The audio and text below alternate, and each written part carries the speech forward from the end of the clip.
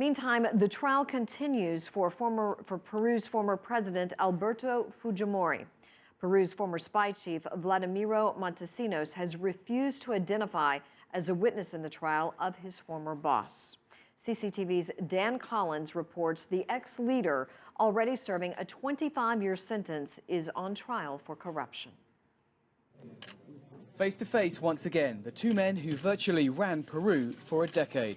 Throughout the 1990s, when Alberto Fujimori was president, Vladimiro Montesinos was his de facto intelligence chief and closest confidant. Once sworn in, Montesinos refused to testify, claiming he was a co-accused. Fujimori is charged with using more than $40 million of public money to bribe media outlets to trash his opponents in a last-ditch re-election campaign. This may have been their last encounter. Once the most powerful men in Peru, now likely to spend the rest of their lives behind bars. Many will speculate that Montesinos refused to testify out of a lingering sense of loyalty or even complicity with his former boss. Montesinos has already been sentenced to 8 years for corruption related to this same case against Fujimori.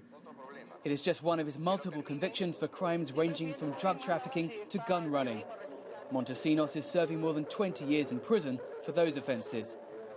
Public prosecutor Christian Salas said Montesinos' refusal to talk had only made it worse for his former boss. The silence does not favor in any way Mr. Alberto Fujimori, because we will review his previous statements in which he implicates him. As to why he refused to talk, that's something you'll have to ask him. Meanwhile, Fujimori's defense attorney said quite the opposite. I'm extremely happy, and I want to share this moment with you. So far, not a single witness has said that Alberto Fujimori ordered that money from the intelligence service be used to pay off the tabloid newspapers. The trial continues, although the outcome may be rather academic.